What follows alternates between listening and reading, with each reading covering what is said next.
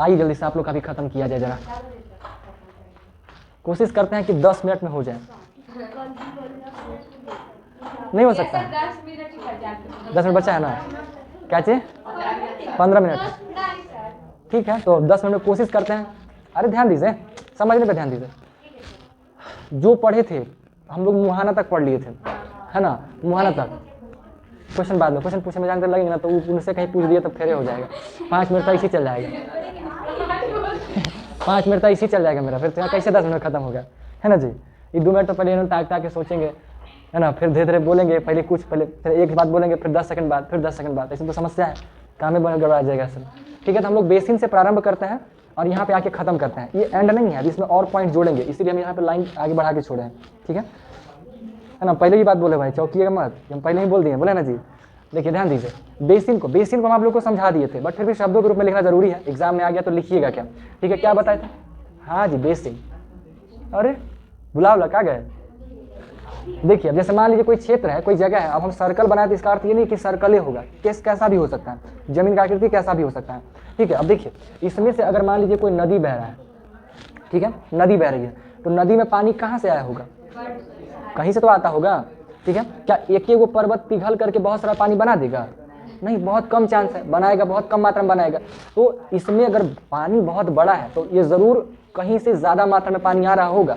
तो इसमें कई सारी सहायक नदियां आकर के जुड़ती है, जिसको सहायक नदियों के नाम से डालते हैं। कई सारा नदी अब कहीं से भी बह के आ सकता है, उसका कोई फिक्स नहीं है, कहीं से जहाँ से उसको जगह मिलेगा वो आकर के बहेगा और आकर के जुड़ती है एक मुख्य नदी में, मेन नदी में। ये छोटी छोटी सहायक नदियां जो है आकर के एक मुख्य नदी में आकर के जुड़ती हैं। जुड़ने से क्या होता है? जल का प्रवाह बढ़ जाता है, इसमें कई सारा बहुत भारी मात्रा में जल का प्रवाह हो जाता है और ये एक बड़ी नदी का रूप ले लेती है। वैसे ही जल का या वैसे ही नदी का एक उदाहरण है हमारा, कौन सा नदी? अमेजन नदी। ठीक है, अमेजन नदी का बात कर रहे थे, थोड़ा सा बुक दिखाइए जरा। अरे लाइन हम खोल लेंगे, काहे तकलीफ लेते करते हैं। ठीक है, देखिए तो ये अमेजन बेसिन का आपका मैप है पूरा का पूरा। आपका ये अमेजन नदी बीच में बह के जा रहा है, अमेजन नदी, और इसमें जो कितनी सारी सहायक नदियां आके जुड़ी हुई है। ये जो ग्रीन ग्रीन पूरा का पूरा इलाका हरा हरा दिख रहा है ना, ये सारे क्षेत्र बेसिन है, अमेजन नदी का बेसिन है। जितना भी हरा हरा दिखाई दे रहा है, हाँ पूरा जितना भी हरा हरा दिख रहा है, ये सारे भाग को अमेजन का बेसिन कहेंगे, क्योंकि इन सभी से नदी बह रहा है। आप देख लीजिए, सब हरा में नदी बह रहा होगा। ठीक है, ये सारे भाग को हम लोग बेसिन कहेंगे। किसका? अमेजन नदी का। हर नदी का अपना बेसिन है, वो सभी भूभाग जो नदी को बहा रही है, बना रही है, उसका भी एक बेसिन है। एक और नदी आप पढ़ेंगे, गंगा नदी का बेसिन पढ़ेंगे आप आगे। ठीक है, तो ये गंगा और ब्रह्मपुत्र नदी का बेसिन है। ये बह रहा है ब्रह्मपुत्र नदी और ये बह रही है गंगा नदी। तो गंगा नदी को बहाने में भी बहुत सारी नदियों का हाथ होता है। तो ये पूरा का पूरा क्षेत्र जो है, जो जो नदी बना रही है गंगा नदी, ये सारे क्षेत्रों को हम लोग बेसिन कहते हैं। ये गंगा नदी का बेसिन हो गया, बट फिलहाल हम लोग बात कर रहे हैं अमेजन नदी का, तो उसी पर रहते हैं, उस पर अगले दिन जाएंगे। ठीक है, तो बेसिन क्या होती है? मुख्य नदी अपनी सहायक नदियों के साथ जिस क्षेत्र के पानी को बहाकर ले जाती है, वहां उसका बेसिन अथवा जल संग्रह क्षेत्र कहलाता है। वही जल संग्रह क्षेत्र, या फिर क्योंकि जल को संग्रहित कर रहा है उसी को बेसिन कह देते हैं। ठीक है, ये बेसिन का बात हो गया। दुनिया का सबसे बड़ा जो बेसिन है वो अमेजन नदी का है। अमेजन बेसिन विश्व का सबसे बड़ा नदी बेसिन है। सभी नदियों में सबसे बड़ा है अमेजन नदी बेसिन, सबसे बड़ी नदी है। सोच रहे हैं, सबसे बड़ा नदी जब बना रहा है तो इसमें ज्यादा पानी आ रहा होगा, ज्यादा बड़ा है ना, ज्यादा बड़ा क्षेत्र से पानी आ रहा होगा, तब ना ज्यादा हुआ है। ठीक है, तो ये इस तरीके से भी आप इसको लिंक कर सकते हैं। सबसे बड़ी नदी है, ज्यादा पानी बहा रहा है, तो सबसे बड़ा बेसिन होगा यही। ठीक है, अब अमेजन बेसिन का जो जलवायु है, वहाँ का मौसम कैसा रहता है, तो आपको अच्छे से पता है कि ये किस रेखा के बीच में है, विषुवत रेखा में। तो वो क्षेत्र कैसा है? गर्म है, गर्म ज्यादा होगा, पानी ज्यादा इवेपोरेट होगा, पानी जल्दी जल्दी उड़ेगा, पानी जल्दी उड़ेगा, बादल भी जल्दी जल्दी बनेगा, बारिश भी जल्दी जल्दी होगा। तो यहाँ बारिश होते रहता है, कखनियों में उठा के बरस जाएगा, कहा वो नहीं करेगा। हम लोग की तरह बारिश होता है तो आएगा ही आएगा, पहले आके हंसेगा आके, है ना, कस करके चिल्लाएगा पूरा आके, फिर हम लोग समझ जाते हैं अरे भाई आ रहा है, काला काला बादल आएगा, घेरते दूरिया से दिखाई दे जाएगा, है ना। पहले माहौल बनाता है कि हम बरसने वाले हैं, फिर बरसता है, हम लोग को भागने का भी मौका देता है। कपड़ा उपड़ा पसार लिए तो भाई ले भागो, है ना, हल्लो करता है। यहाँ कुछ नहीं, आएगा बरस के निकल देगा। ऐसे कभी भी रातें दिने भोरे सुबह शाम जखने मन तखने, और रोजे बरस जाता है। रेयर एक आध दिन छोड़ता होगा, लेकिन बरस ये जाता है। नहीं, सिस्टम वैसा बना हुआ है। नदी देखना कितना सारा बड़ा हुआ है, सब बह के चल जाता है, सिस्टम है। वो बाढ़ नहीं आएगा वहाँ, क्योंकि पानी तो ऐसा नहीं कि अब बरसने लगा, तो जब पृथ्वी शुरू होगा तभी से बरस रहा होगा। जब नदी बहा तब तो मिट्टी बहा के वो खुद अपना सिस्टम बना लेता है, जगह बना लेता है जाने वाने का, तो उसके लिए सोचने का जरूरत नहीं है, बाढ़ नहीं आता होगा वहाँ पे। हाँ, नदी में थोड़ा सा जंगल वंगल के अंदर में घुसता होगा पानी, जब बरसता होगा तो वो फिर मैनेज हो जाता है, कोई दिक्कत वाला बात नहीं है। तो देखिए वही चीज़ को यहाँ पे लिखे हैं, भूमध्य रेखा के आसपास फैला हुआ है। पहला बात, ये भूमध्य रेखा के आसपास फैला हुआ है, गर्म क्षेत्र होगा। मौसम दिन और रात दोनों ही समय लगभग समान रूप से गर्म रहता है, गर्म और आर्द्र रहेगा, गर्म और नम रहेगा। बीच में है तो गर्मी रहेगा, दिन में है तो भाई कस के धूप लग रहा है, तो गर्मी बहुत ज़्यादा है। रात के समय थोड़ा सा तापमान हालांकि कमता भी है, लेकिन नमी उतने रहता है। ठीक है, कैसे? गर्मी पड़ेगा तो इवेपोरेट होकर बादल क्या होगा, पानी जो है आसपास के वातावरण में मिला रहेगा। ठीक है, मिला रहेगा। अब रतिया में क्या उठा जाएगा, कहीं चल जाएगा? नहीं, रात में भी गर्मी पूर्ण रूप से नहीं खत्म होता है, गर्मी रह भी करता है। क्या लगता है आपको, गर्मी का जब दिन आता है तो दिन में गर्मी लगता है, रात में क्या ठंडा लगता है? रात में भी गर्मी महसूस होता है, रात में भी पसीना चलता है। हम लोग को पंखा कूलर चाहिए, क्यों? क्योंकि वातावरण तो गर्मी ना रहेगा, गर्मी का दिन है तो रात होता जाता है ठंडा। सुबह के टाइम पे थोड़ा सा समस्या हम लोग को हल होता है, मजा आता है। अब वही सब उठा देगा कि 4 बजे उठ के पढ़, है ना, वो घड़ी मजा आता है सुनने में, और वही घड़ी सब उठाएगा कि पढ़ के पढ़े लो बैठो। साधु संत भी लोग अलग ही सिस्टम बना दिए, ब्रह्म मुहूर्त का नाटक कर दिया। ठंड के मौसम भी सबसे ज़्यादा मजा सुबह में आता है सुनने में, है ना, गर्म भी सुबह में, और वही घड़ी ब्रह्म मुहूर्त बना के धर दिया, एक में उठ के पढ़ो, है ना। ये समस्या है, लेकिन अब कर क्या सकते हैं, बना के तो चल गए, उन लोग ऊपर चल गए, हमनी के झेले पड़ रहा है। ठीक है, तो दिन और रात दोनों में मौसम लगभग समान रहता है, बहुत ज़्यादा खास अंतर नहीं होता है। ठीक है, इस प्रदेश में बिना किसी पूर्व चेतावनी के लगभग प्रतिदिन वर्षा हो जाता है, बिना कहले बरस जाएगा कभी भी। दिन का तापमान ऊंचा रहता है, बढ़ा रहता है, और आर्द्रता यानी कि नमी जो है, नमी भी और बढ़ल रहेगा। तापमान ज़्यादा रहेगा तो नमी भी और बढ़ल रहेगा। ठीक है, बराबर जल्दी जल्दी पानी गर्म होता है और जल्दी बादल बनता है, और जल्दी बिना किसी चेतावनी के जल्दी बादल पानी के रूप में धरती पर बरसता है। ठीक है, बढ़िया। चलिए अब जल्दी से आगे वाला बढ़ते हैं। अब ये पूरा का पूरा बात समझिए ना कि आपका लगभग अमेज़न का बात हो गया। ठीक है, अमेज़न लिखा, ऐसे ये भी सब उसी का उदाहरण है, बट वही चीज़ है। अब एक है वर्षावन। वर्षावन नाम से ही स्पष्ट होगा, वर्षा वैसा वन जहाँ पे वर्षा अत्यधिक होता है, नाम से स्पष्ट है, वर्षावन उसको कहते हैं। ठीक है, वहाँ पे वर्षा होता रहता है, एक ऐसा वन होगा, एक ऐसा जंगल होगा जहाँ पे वर्षा होता रहेगा। ठीक है, तो वही है वह प्रदेश जहाँ अत्यधिक वर्षा होती है, तो उसको वर्षावन कहता है। ठीक है, अब इसी को थोड़ा सा यहाँ पे लिखे हैं कि भाई वर्षा बहुत ज़्यादा होगा तो पौधा भी ज़्यादा अच्छा खासा उगेगा, है ना, नमी भी भरपूर मात्रा मिलता है, क्योंकि पौधा को हर एक मात्रा हर चीज़ अच्छे से मिल जाता है, नमी वगैरह। वहाँ का जंगल, इस वर्षावन का जो जंगल है वो इतना घना होगा, इतना घना होता है कि तापमान प्रकाश जो है धरती पे पहुँच ही नहीं पाता है। एक पत्ता, फिर इसके नीचे एक और पत्ता, एक और पत्ता, एक और पत्ता, इस तरीके से हम घेराता है, जैसे लग रहा है कि जैसे छत है, उस पर गिरिएगा तो ऐसा सूख जाइएगा, बट ऐसा होगा नहीं। उस पर ऐसे गिरिएगा तो लगेगा हम उस पर टंग जाएंगे, इतना बराबर दिखाई देता है, क्योंकि बहुत पास में सारा का सारा पत्ता एकदम चिपका हुआ, क्योंकि पेड़ की मात्रा बहुत ज़्यादा है। जंगल में वर्षावन नहीं, दक्षिणी अमेरिका में वर्षावन पाया जाता है। हाँ, वर्षावन।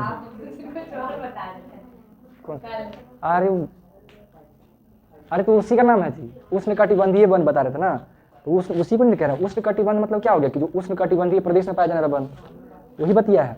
ये वर्षावन क्यों कह रहा है, उसी का एक अलग नाम है। जहाँ वर्षा ज़्यादा होता है तो वर्षावन कह रहे हैं, उष्णकटिबंधीय प्रदेश में पाया जाता है तो उष्णकटिबंधीय वन कह रहे हैं, बतिया वही है।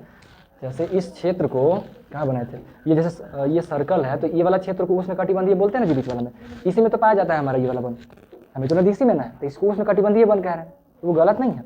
ठीक है, इसमें वर्षा ज़्यादा हो रहा है इसलिए इसको हम वर्षावन कह रहे हैं। ठीक, हाँ, एक ही चीज़ को अलग अलग नाम है, अलग अलग फैक्टर्स को देखते हुए। ठीक है, ये वर्षावन भी है क्योंकि यहाँ पे वर्षा ज़्यादा होती है, कारण एक है सबका, बीच में है गर्मी ज़्यादा पड़ेगा, ज़्यादा उड़ेगा, नाटकबाजी होगा, बस ये चीज़ है बस। ठीक है, तो ये वही मिलेगा हमें ना, तो बहुत ज़्यादा घना होता है, तो इसमें से प्रकाश वगैरह बहुत कम मिलता है, नमी बहुत हर घड़ी मिली है, कहीं से मिट्टी ऐसे उठाइएगा तो आपको चिपचिपा मिलेगा, नमी क्योंकि बहुत ज़्यादा रहता है, उड़ ही नहीं पाता है पानी ऊपर नीचे। इससे पौधा भी ऐसा लगेगा ना जो कि छाया में उग पाता हो, जैसे कुछ मनी प्लांट वाला टाइप आप लोग घर में लगाते होंगे, अंधेरा में भी उग जाता है छाया में, उसको धूप की आवश्यकता नहीं है, वैसे ही पौधे यहाँ पे उगते हैं, और जो धूप वाला पौधा हो तो पहले ही निकाल के हीरो बन रहा है। हाँ, मनी प्लांट भोजन को बनाता ही होगा, तो उसको सूर्य की रोशनी से असर नहीं पड़ता है, तो उसको तापमान, नॉर्मली तापमान जो आसपास का वातावरण, उससे ये चीज़ हो गया। ये लगने में तो कोई दिक्कत नहीं होगा, वही लिखे हम। अत्यधिक वर्षा के कारण यहाँ की भूमि पर सघन वन उग जाता है, सघन बहुत घना वन उग जाता है, सघनता इतना होता है कि पत्तियाँ और शाखाएं छत सी बनी लगती है, छत सा बन जाता है, एकदम छत जैसा बना दिखेगा। ठीक है, ऊपर से देखने पर लग भी नहीं करेगा कि यहाँ पे पेड़ है, लगेगा कि जो है ना जमीन है। अगर हेलीकॉप्टर पर ऐसा देखिएगा ना तो आपको लगेगा कि जमीन का भाग है, कुछ लग भी नहीं करेगा कि पेड़ उड़ है यहाँ पे, इतना घना होता है। ठीक है, जिस कारण सूर्य का प्रकाश धरातल पर, धरती पर नहीं पहुँच पाता है, और भूमि प्रकाश रहित और नम बनी रहती है, प्रकाश रहित बिना प्रकाश वाला और नमी वाला बना रह जाता है। ठीक है, ये चीज़ लिखा है, लाइन में कोई दिक्कत नहीं ना। ठीक है, छाया में बढ़ने वाला जो पौधा होता है वो पौधा जो छाया में पड़ने में क्षमता होता है वही यहाँ पे उगता है, वही लिखा है यहाँ पे, ठीक है। वो वाले वृक्ष ही यहाँ पे पनप पाता है। एक परिजीवी होता है परिजीवी जो दूसरे वृक्ष पे जाकर के अपना पोषण भरण पोषण करता है, ठीक है। तो उसमें एक हो गया आर्किड और एक हो गया ब्रोमीलाइड नाम के, ये 2 प्रकार का समझिए परिजीवी है, वृक्ष है, पौधा है जो दूसरे पौधे पे जा करके अपना भरण पोषण करता है उस प्लांट से लेकर के, ठीक है। ये चीज़ है।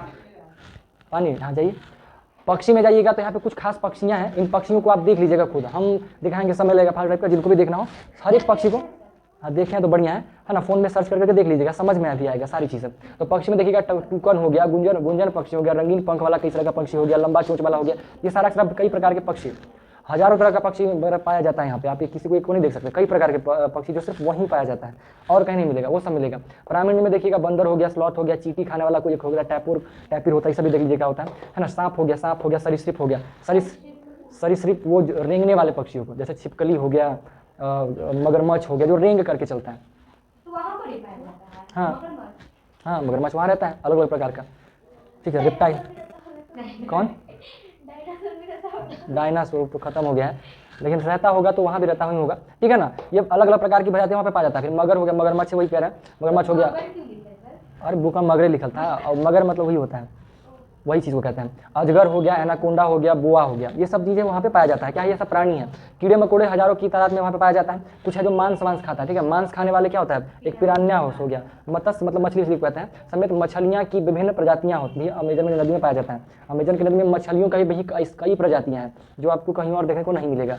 ये चीज़ें हैं, ठीक है। फिर एक और है ब्रोमीलाइड का, एक पौधा का नाम है, जो पौधा क्या करता है, पानी को अपने अंदर स्टोर करके रखता है ज़्यादा से ज़्यादा, ठीक है। अब वो पनिया में क्या करेगा ना, मेंढक अंडा दे देगा, क्योंकि मेंढक को आप लोग पढ़े थे साइंस में पढ़ना था, चैप्टर प्रजनन वाला चैप्टर पढ़ना था, तो आप लोग शायद नहीं था, आप लोग तो पौधा वाला ना पढ़े जी, पौधा वाला आप लोग पढ़े, इन लोग 8 क्लास में पढ़ाई हुआ है।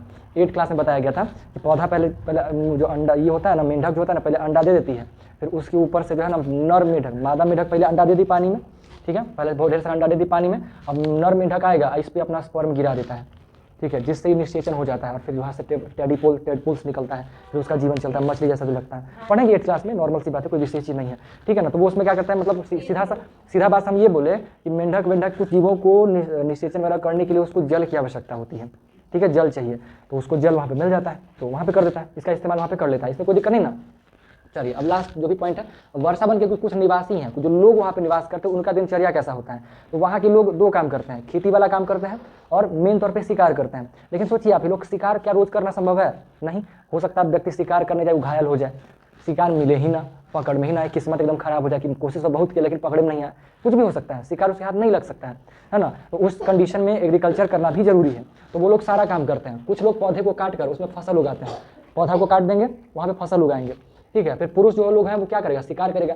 कृषि वाला कार्य करने में मेनली महिलाओं का रोल ज़्यादा होता है, पुरुष भी करते हैं, उसमें महिलाओं का भी रोल ज़्यादा होता है ना। महिला लोग भी मिल करके काम करती है।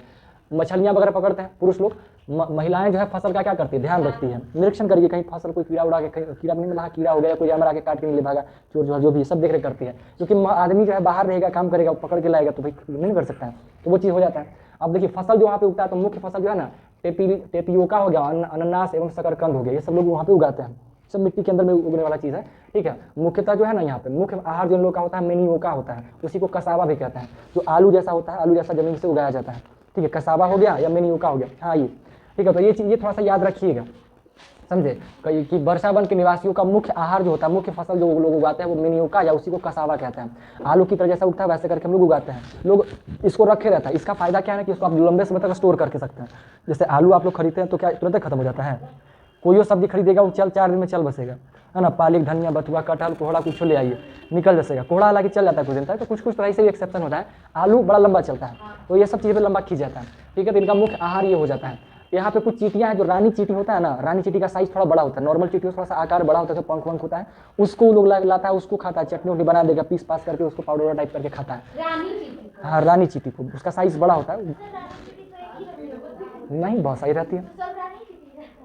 हाँ तो जैसे रानी चीटी इसलिए बोला गया ना, क्योंकि जैसे नॉर्मल चीटी पिपरी जिसको आप लोग बोलते हो, कितनी को रहता है, तो उसको कैसे पकड़िएगा, बड़ा समस्या है। अब खोटा हो गया, खोटा बड़ा होता है, वो इसी बड़का जो चीटी होता है ना, तो रानी चीटी बड़ा होती है, क्योंकि उसको अंडे देना है, बच्चे देना है, उसका आकार बड़ा नहीं रहेगा, इतनी गोरा करेगी पिपरिया जैसे, तो कितना अंडा निकलेगा उससे।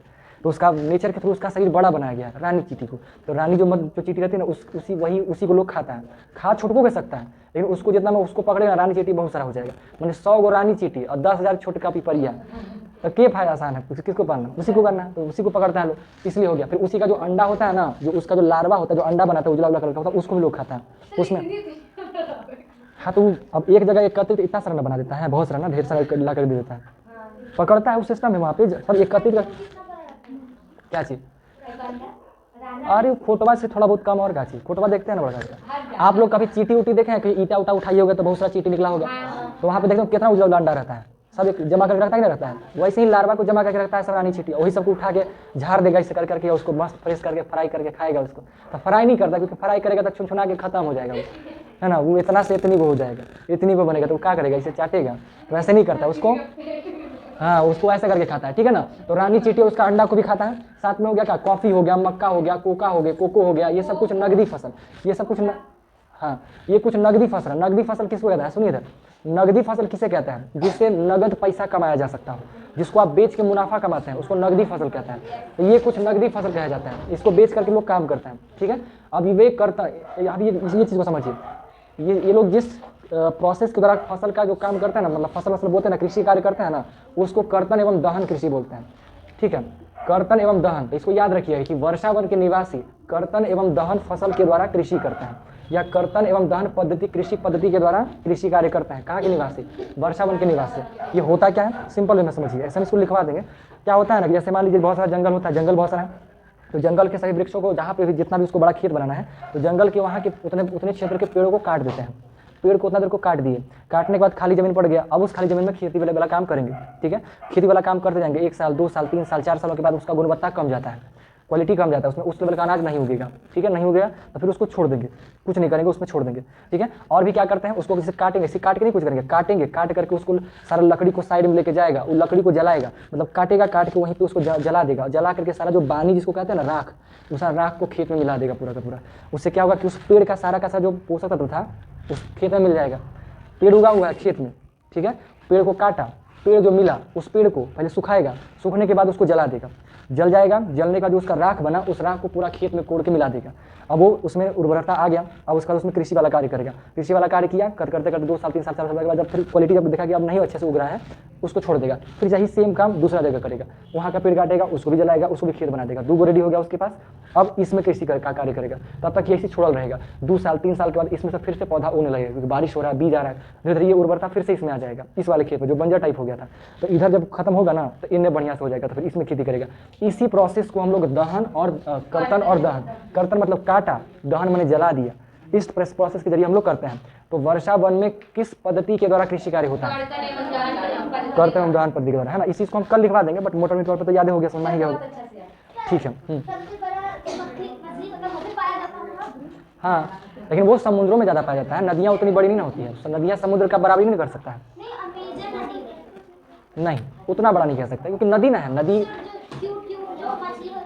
वो सब मिल सकता है, वो मिलेगा जो आप खाता है, लेकिन कितना खाएगा, मगरमच्छ का जैसे बड़ा पक्षी तो छोटकन को कितना खाएगा, बड़ा वाला को खाएगा, देख के थोड़ी खाएगा, मुंह खोलेगा, जो भी जैसे मान ली ढेर सारा मछलियाँ उड़ रही है, मुंह खोलेगा उसको खाएगा, गलफड़ा से सारा पानी निकाल देगा, मछली अंदर छनाई रह गई, खा जाएगा उसको, ऐसे करके खाती है सब। हो गया ना सारा कुछ, कोई सवाल भी है, ठीक है, तो कल मिलेंगे।